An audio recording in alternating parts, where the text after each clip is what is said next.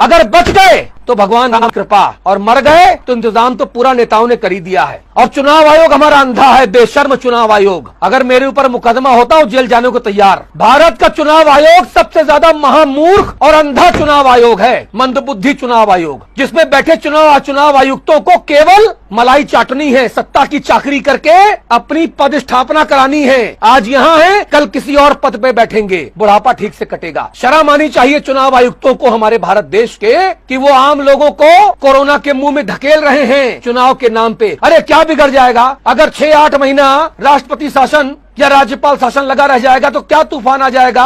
अगर 2, 4, 5 सीटों पर विधायक या पंचायत सदस्य नहीं चुने जाएंगे तो क्या तूफान आ जाएगा? पहाड़ गिर जाएगा क्या? सुनामी आ जाएगी क्या? लेकिन इस भीड़ जुटाने वाली स्थिति से कोरोना का संक्रमण और ज्यादा बेकाबू होकर फैलेगा।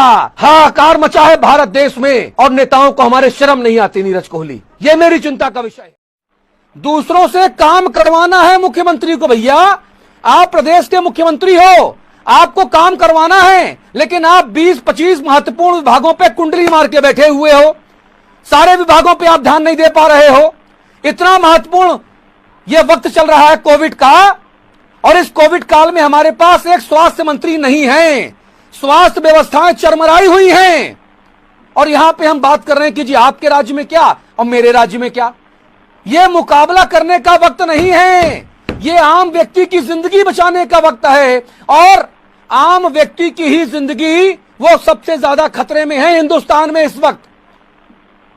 जो बड़ा आदमी है उसने अपने बेडरूम को आईसीयू बनाया हुआ है, एक नहीं 5-5 सिलेंडर, और ये रेडमेड डिसिर और कौन कौन सी दवाइयां हैं ये उसने अपने घर में धरी है पहले से, क्योंकि उसके पास मोटा माल है। अधिकारी अपना रौब गालिब करके ले रहा है। नेता तो भैया नेता है, वो उसके पास व्यवस्था पूरी। मर सड़कों पे रहा है आम आदमी।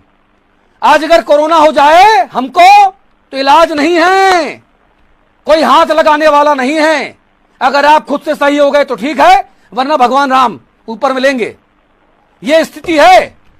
जिस तरीके से एक साथ गुट के गुट में लाशें जलाई जा रही हैं, वो तस्वीरें देखकर दिल रोता है।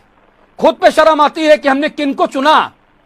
हमारे जनप्रतिनिधि कहां गायब हैं? मैं नोएडा में रहता हूं, आसपास विधायक संसद कोई नजर नहीं आता, कोई नहीं दिखाई पड़ता। दोनों बीजेपी के हैं।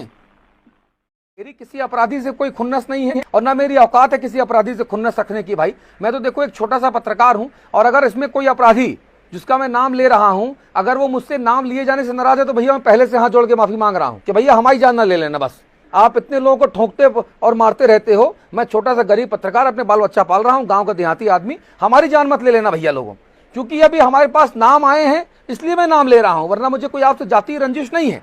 जैसे इसमें सुशील सिंह साहब हैं, सुशील सिंह साहब जो है, और साहब मैं इसलिए कह रहा हूं ताकि हमसे ज्यादा गुस्सा ना हो। ये सैयद राजा विधानसभा क्षेत्र से विधायक हैं सुशील सिंह जी। 2015 में राम बिहारी चौबे की हत्या हुई, बीजेपी विधायक हैं, और तब इनका नाम इस केस में जोड़ा गया। बीजेपी के एमएलसी हैं ब्रजेश सिंह साहब, ये उनके भतीजे हैं। मैं बार बार साहब लगा रहा हूं भाई, नाराज कोई ना होवे।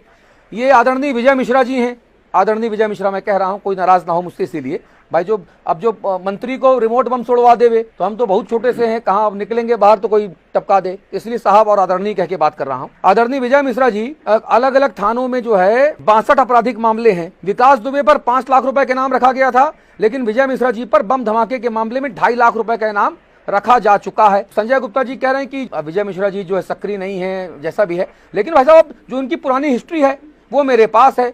पिछले साल विजय मिश्रा जी पर बिहार के एक जज को धमकी देने के मामले में जो है केस दर्ज किया गया था। भदोही के ज्ञानपुर ब्लॉक प्रमुख मनीष मिश्रा और उनकी पत्नी ने विधायक विजय मिश्रा से जान का खतरा बताते हुए शिकायत दर्ज कराई थी। और आप ही के संजय गुप्ता साहब, आप ही के सजातीय नंद गोपाल गुप्ता नंदी मंत्री हैं, आप ही के क्षेत्र से हैं, आप ही की पार्टी के विधायक हैं, आपके हो सकता है रिश्तेदार परिवार के आदमी भी हों, और जिनके ऊपर इन्होंने जानलेवा हमला किया था। तो जैन साहब, मेरा ये कहना है कि जब ये पूरा आंकड़ा दिया जाता है तो फिर ये बड़े बड़े लोग छूट क्यों जाते हैं सर?